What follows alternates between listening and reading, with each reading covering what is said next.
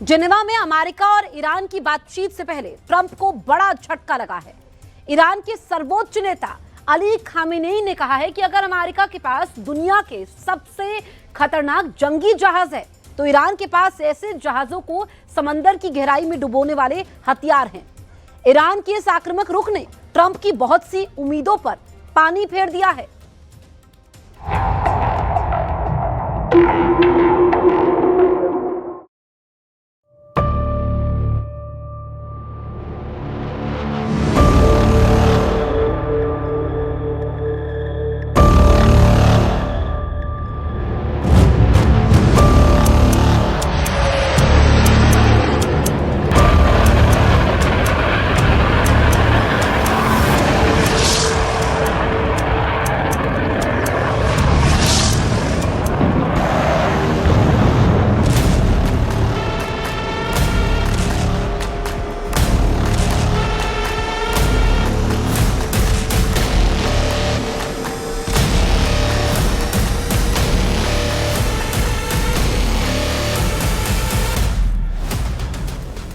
Switzerland में Oman के राजदूत के घर के बाहर सख्त पहरा है।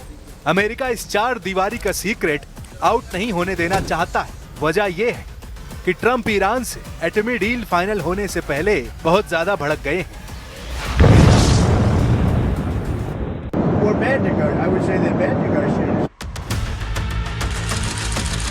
जब डोनाल्ड ट्रंप दुश्मन की गलतियां गिनाने लगे तो यकीन जानिए उसकी तबाही तय हो चुकी है। तय हो चुका है युद्ध जिसमें सुपर पावर के दुश्मन की सलामती सिर्फ सरेंडर करने पर ही मंजूर होगी, वरना अमेरिका मारता रहेगा और मारता ही रहेगा।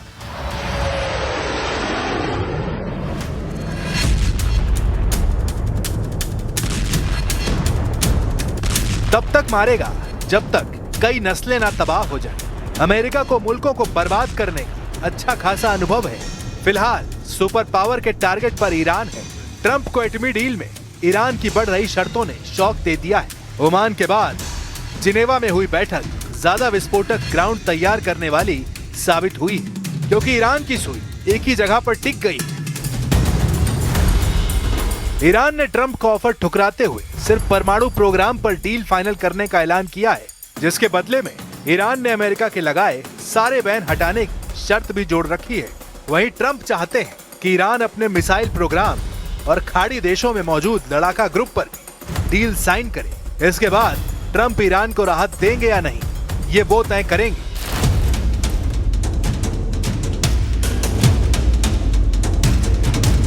खामनेई और उनके जनरलों की जिद से भड़के ट्रंप ने ऐलान किया है कि वो एटमी डील में दखल देने का मूड बना रहे हैं। ट्रंप को लगने लगा है कि ईरान अपने स्टैंड से पीछे हटने वाला नहीं है।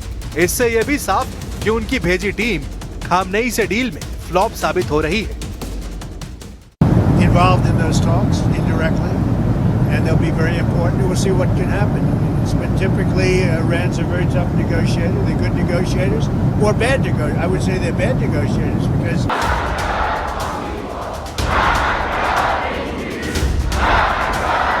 ईरान डील चाहता है, उसे इंकार नहीं, लेकिन डील सुप्रीम लीडर के उसूलों पर होगी, खामनेई के बनाए नियमों पर होगी। ट्रंप के आंख दिखाने, गुर्राने और जंगी बेड़ों से ईरान डरने वाला नहीं।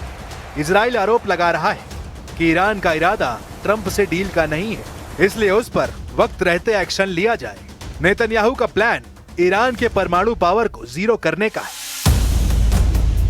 इजराइल चाहता है कि ईरान के एटमी अड्डों पर जितना यूरेनियम संवर्धन किया जा चुका है उसे फौरन कब्जे में लिया जाए। इजराइल का प्लान है कि ईरान में तैयार एटम बम का ईंधन किसी दूसरे देश में शिफ्ट ना होने दिया जाए। नेतन्याहू ने इरादा जाहिर किया है कि ईरान के सभी एटमी अड्डों और इंफ्रास्ट्रक्चर को बमबारी कर तबाह कर दिया जाए। खामनेई की मिसाइल पावर को खत्म करने के लिए Israel missile technology control regime की लिमिट लगाना चाहता है। इसके साथ नेतन्याहू को ट्रंप से उम्मीद है कि वो ईरान समर्थित टेरर ग्रुप का सफाया भी कर डाले। ऐसे में तय ईरान को करना है कि वो डील चाहता है या ट्रंप का ताप झेलने की जोखिम मोल लेगा, क्योंकि अमेरिकी सीनेटर लिंडसे ग्राहम ने वार्निंग दी है कि ईरान के पास महीनों नहीं सिर्फ कुछ हफ्तों का टाइम बचा है। There are two lines in the water right now. One's a diplomatic line, trying to find a way to end this regime diplomatically that will advance our national security interest. The other line is the military option. I think President Trump is looking for which line can catch the biggest fish. The bottom line is we're into weeks, not months, in terms of decision making.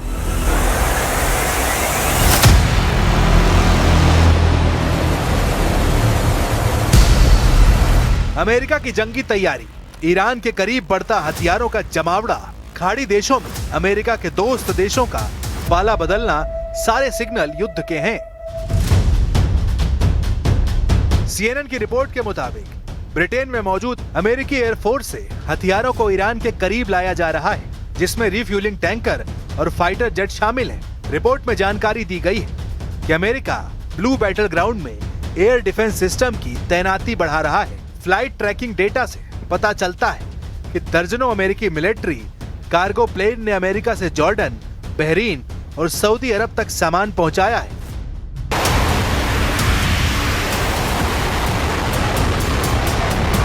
हथियारों की कोई कमी नहीं है, जितने चाहिए उतने America तैनात कर देगा, क्योंकि ट्रंप का असली मकसद ईरान में तख्ता पलट है। जैसे वेनेजुएला से निकोलस मादुरो को ट्रंप ने उखाड़ फेंका है, वैसा ही कुछ तेहरान में होने वाला है। अमेरिकी सीनेटर लिंडसे ग्राहम ने ये बात तभी जुबान कह डाली है। तेल अवीव में लिंडसे ग्राहम ने कहा है कि ईरान के supreme leader Ayatollah Ali Khamenei की सत्ता को हर हाल में जाना होगा, जिसके लिए अमेरिका पहले उन देशों को तोड़ने में लगा है जो ईरान के साथ दिख रहे हैं। जॉर्डन सबसे पहले ट्रंप के गुस्से को देख खेमा बदल चुका है।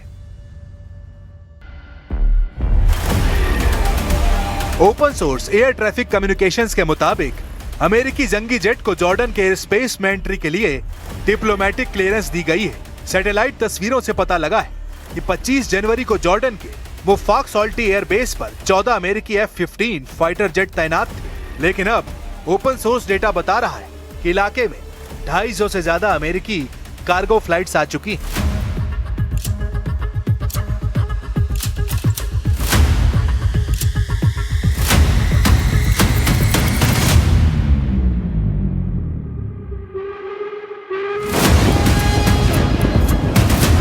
दो कैरियर बैटल ग्रुप, खाड़ी देशों में 20 अड्डों पर युद्ध की तैयारी।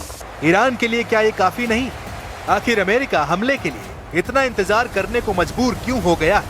क्यों अमेरिका 2 महीने से वॉर प्लान बना रहा है? सुप्रीम लीडर अली खामनेई बता रहे हैं कि अमेरिका डरा हुआ है। अमेरिका के परमाणु जंगी बेड़े जितने खतरनाक हैं, उन्हें बर्बाद करने वाला हथियार ईरान के पास है। सुप्रीम लीडर ने ऐलान किया है कि उनके कैरियर बैटल किलर अमेरिका की चूल्हे हिला देंगे। که از صحبت‌های اخیرش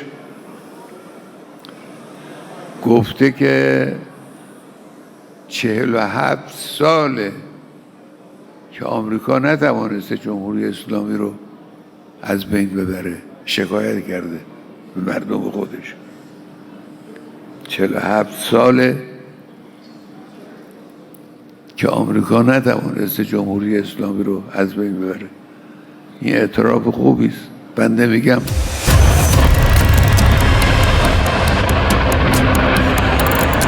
ईरान को अमेरिका से पुराना हिसाब चुकाना है। खामनेई ने जनवरी में हुए हिंसक प्रदर्शन का विलन अमेरिका और इजराइल को बता रखा है। ईरान सुप्रीम पावर की धमकियों के बाद से युद्ध के लिए तैयार है। ईरान के अंडरग्राउंड मिसाइल अड्डों पर जनरलों की आवाजाही तेज है। सीक्रेट ठिकाने से supreme leader Ali Khamenei active है। होर्मुज़ स्टेट में ईरान ने धमाके शुरू कर सुपर पावर को ललकार दिया है।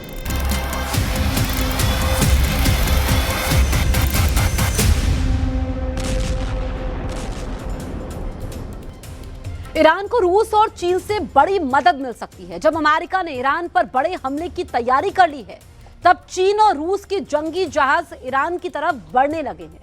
लेकिन इससे पहले डोनाल्ड ट्रंप को एक बड़ा शॉक लगा है। अमेरिका के कमांडर पूछ रहे हैं कि ईरान को कैसे हराना है।